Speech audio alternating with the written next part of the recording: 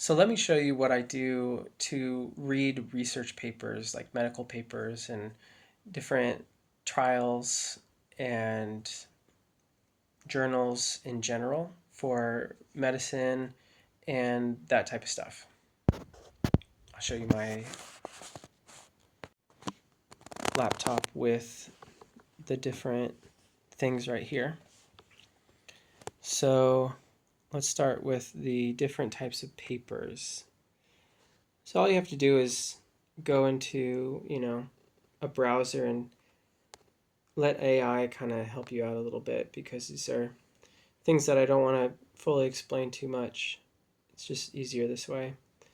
So types of academic papers and their meanings, original research articles, review articles, case studies, methodology papers, short reports, brief communications, opinion and commentary articles, conference papers, theoretical articles, technical and working papers, and book reviews and editorials. So those are a few different things that you can look into for um, research, medicine-oriented research, even herbs. And then you can ask, what are the top ones for medical credibility? And then the top medical journals for credibility are suggested right here. And the New England Journal of Medicine and the Lancet tend to be really popular. There's all these other ones too, but those two seem to be really popular. And what I personally do is something a little bit different. I'll show you an example. This is a thing that I was watching a video of. This nutrition guy just popped up while I was watching videos, and so I watched it, and he was commenting on this girl. So this guy is Liam Layton, and he's kind of like a hipster nutrition person that I don't really know too much about him, but he has some nutritional lingo, but I haven't watched enough videos to give a good idea. But based off of this video, he was talking about how she was, mentioning vegetable oils being bad, and he was saying they're good. And I made a comment on this. I basically said, um, very poor research from both people, too general on both parties.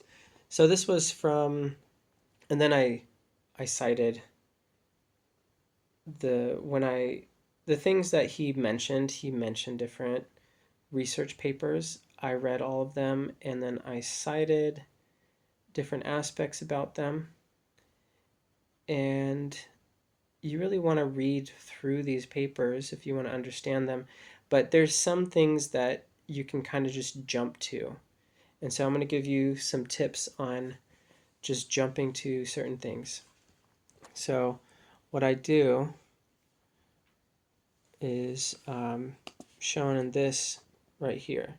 How to break down clinical papers, why do they do the trial, how did they do the trial, what did they find, and what do the findings mean. So abstract, method, results, and discussion. You want to find those four things. And what I like is, you know, looking that up, but it actually came in this video. So finding pharma, how to read clinical trial results and data. So you can look that up on YouTube and go through his video.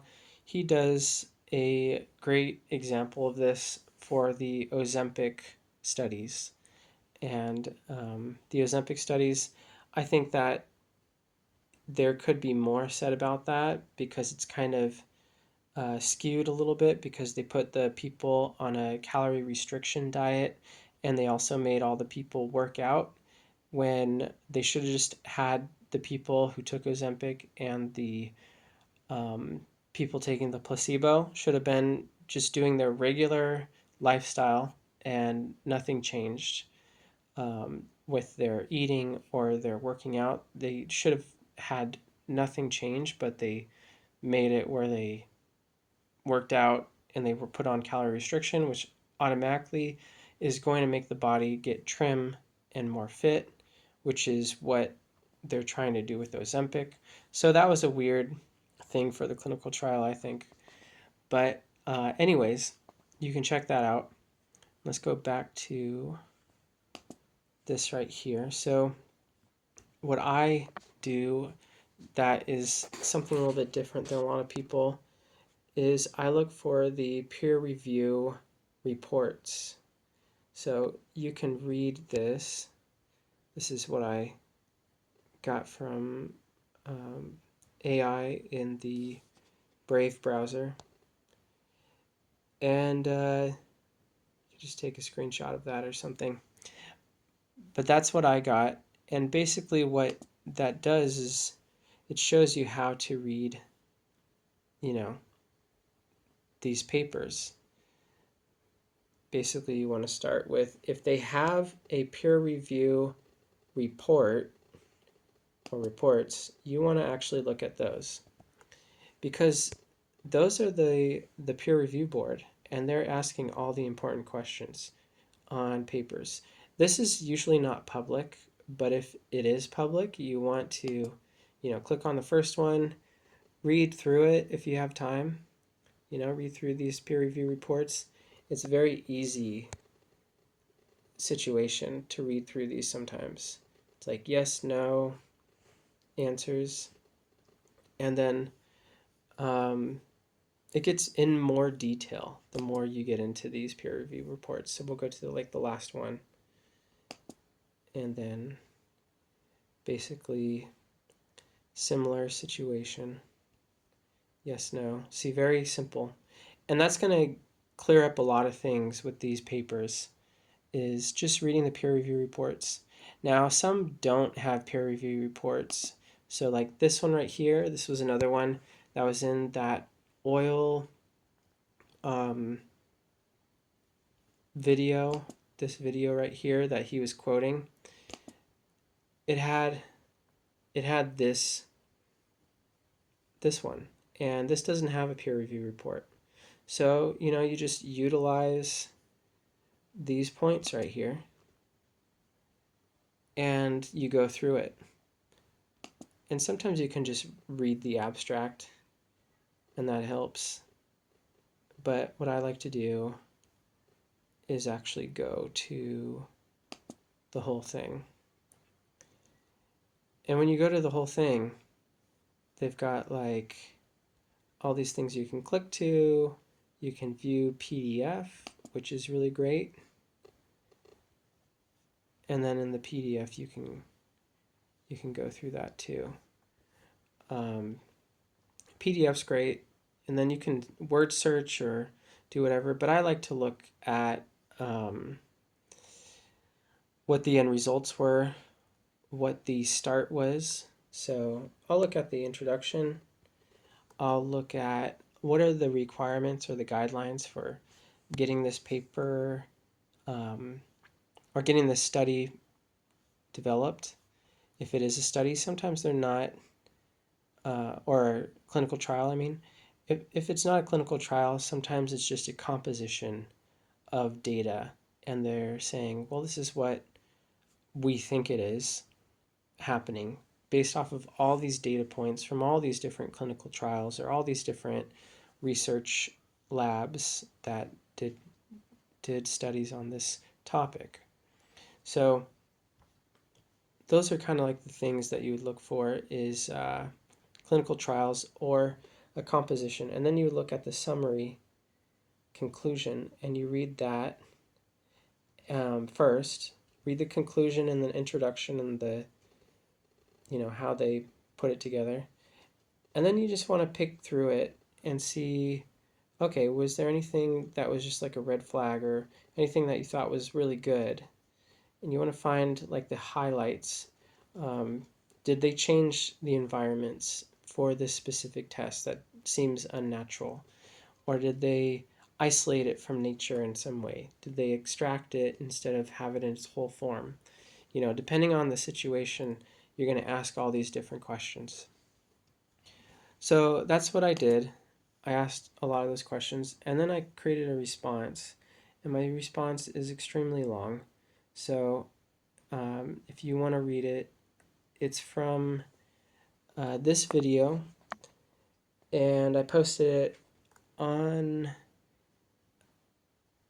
May 20th, 2024. So it's pretty far back there.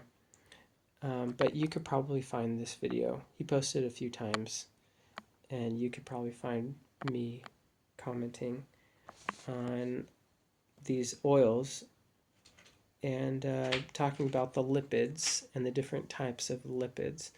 And, you know, in one of the studies, they were talking about, in the peer review one, which is kind of interesting, they were talking about how, you use margarine or butter or a few other things, canola oil, and how that affects the body. And they were grouping margarine and butter in the same grouping, which is kind of odd because they're completely different. They're composed completely differently and they act on the body completely differently, but they were grouping them together as the same thing. So that was a very odd thing in the study. Also, they took out all the Alzheimer's deaths, and so they said, oh, everything related to deaths with Alzheimer's doesn't apply to this, which is really odd because a lot of people are now claiming that certain cooking oils or vegetable oils are affecting people and promoting Alzheimer's. So um, they took out 4/5 of the deaths in this study, which was, I guess, related to Alzheimer's and maybe something else, or maybe it was just Alzheimer's. So it's been a year since I read this study, but yeah, that's how I look through these papers. This one's written really neatly, so it's very easy to read the brief overview of this study. And since AI, there's been, I think, upgrades on how everything's categorized and stuff. But yeah, these are great things to look up. The what I mentioned with the peer review reports. That's, I think, the most important thing. If you got anything out of this video, look at peer review reports of different studies and papers that you're looking up. So if you have any questions or comments, definitely put them in the comment section of the video. I love to read those. And subscribe and enjoy more things like this. I'm wanting to give people the ability to bring health and wellness more available to them.